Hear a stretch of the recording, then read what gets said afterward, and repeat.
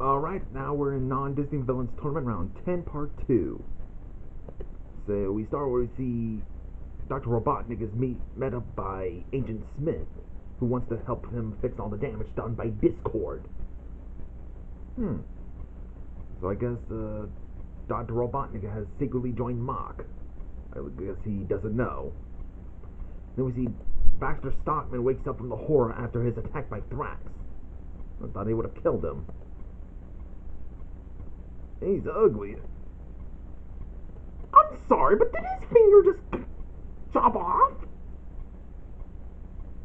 I did not expect that from a kid's show that's, especially Teenage Mutant Ninja Turtles. That's just dark. Then we see, I thought Claudandus might have died. So we see Mach is doing his experiment by fusing both the demon he summoned and Claudandus. So it's being merged. And what the... This results both the demon and Claudandus to become red. From All Dogs Go to Heaven 2. Even Thrax is like, what? And this bursts into a villain song that I actually like. It's called It's Good to Be Bad. While going around killing random people, he starts stabbing Tyler in the eye.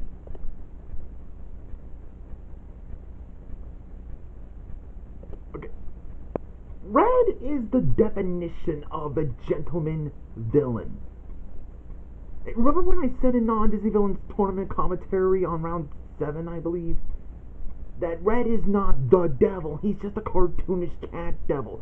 He's not Lucifer, he's not Satan, he's just a cartoonish cat devil. If you hear the part after his defeat, when Carface asks Charlie, hey, where's Red? And Charlie says, his master yanked his leash.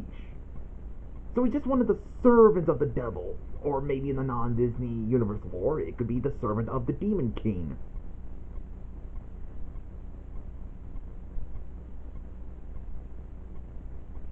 So, also, I did saw that there was a fan art of someone dressed Red as Jafar, which kind of makes sense, because he does have the personality of Jafar. And the funny one, Carface dressed like Iago. So they do have that kind of relationship.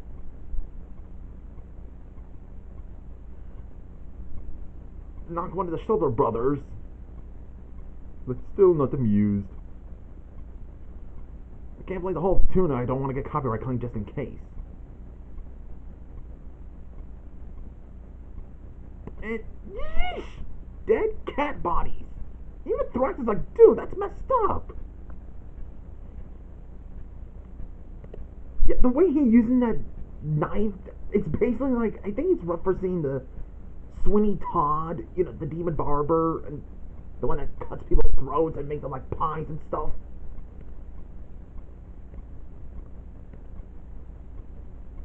I don't know who that character was, and there's what's her face. Want to make a sacrifice of herself. That's intense. Yikes!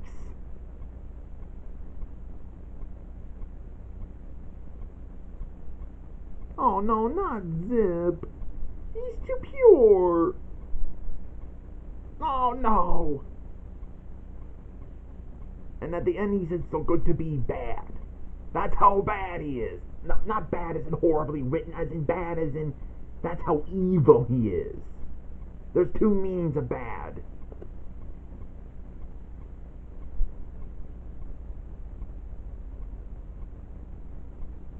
Then Thrax has to get out of here. Oh, here's my favorite line, what he says.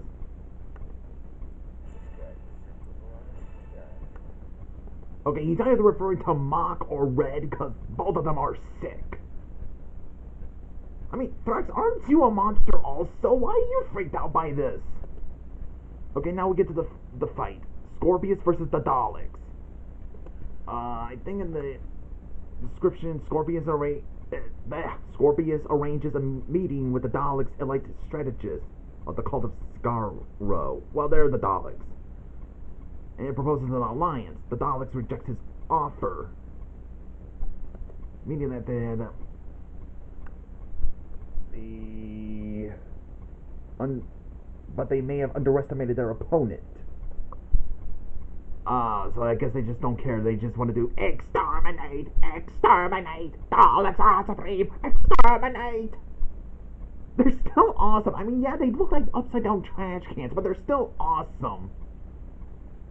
So I guess those men belong to Scorpius. I think I read on the Villains Tournament wiki, I forgot what show he was from, but I still gotta check it out. There's a lot of things I'm collecting that were used in wars.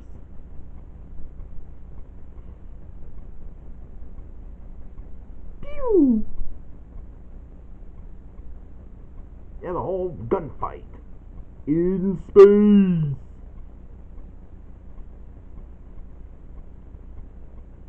Looks like Scorpius wins. Looks like one of the dogs had to get away. Next up, Prince Charming versus Grendel.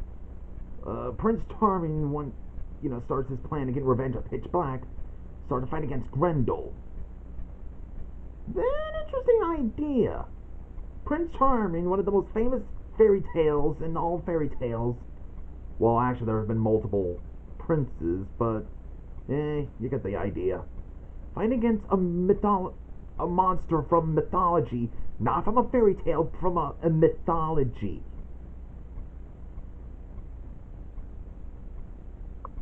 It is an interesting fight idea. I guess Prince Charming knows he has a hearing problem, and he starts to sing. Now that he's on, he's gonna... Oh, he chopped his arm off, which caused Grendel to run away. And this is Professor Imps. I guess he's... actually, the next fight is the Wicked Witch of the East versus the Phantom Virus, made by Batincillus 902. I don't know how you pronounce the name, but 902 I got. And what I think I get is Professor Imps is from the Jumanji cartoon. So Professor Imps meets Vlad Plasmius, who actually survived, but only has his powers stripped from the Legion of Darkness. So he asks him to make this virus known as the Phantom Virus. Oh, he's from Scooby-Doo and the Cyber Chase. It's been a long time since I've seen that direct-to-video film. And he has to fight against the Hadron Realm's version of the Wicked Witch of the East from The Lion of Oz. Yes, there is a movie called The Lion of Oz. It's basically a story of how the Cowardly Lion became, a cowardly lion.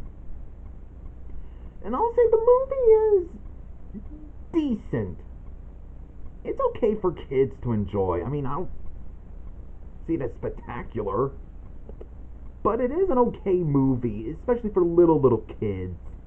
So if I have little kids and they want to watch something that's Oz related, I wouldn't mind showing them watching Lion of Oz. It's decent. It looks like the Phantom Virus wins. Next one is Tapton. Okay, just Tapton versus the Headless Horseman. So Professor James Moriarty intercepts Colonel William Tapton, warning him about some witch that's in Sleepy Hollow.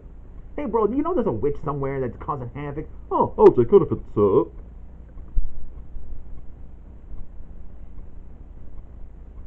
So yeah, that's Lady Van Tassel. She's like the main villain of the series. I'll leave the link down below so you guys can check the trailer out. I don't know which review did good on this one, so I kind of see it makes more sense for Tammy to fight the Headless Horseman because they both were in the Civil War.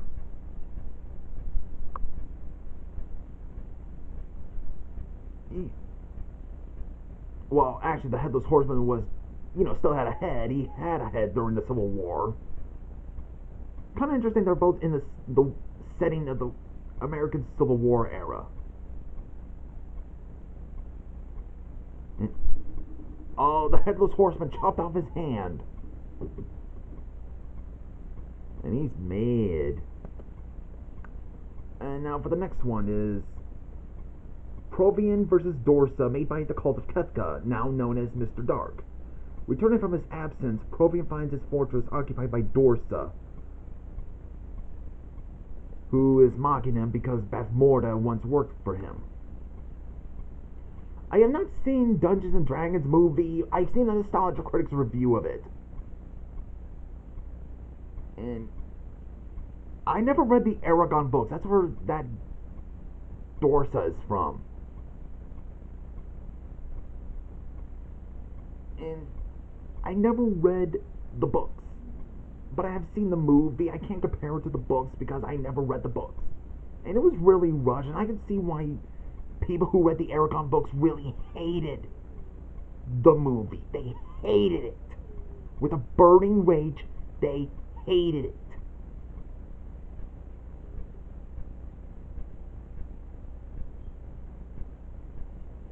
Hugo, no whining. It's one heck of a battle, just sort of watching.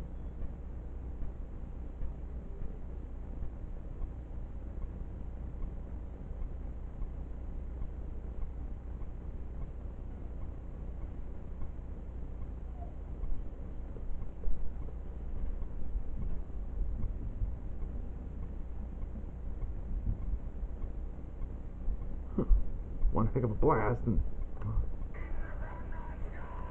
sorry, I just want to hear that audio. It's just so funny.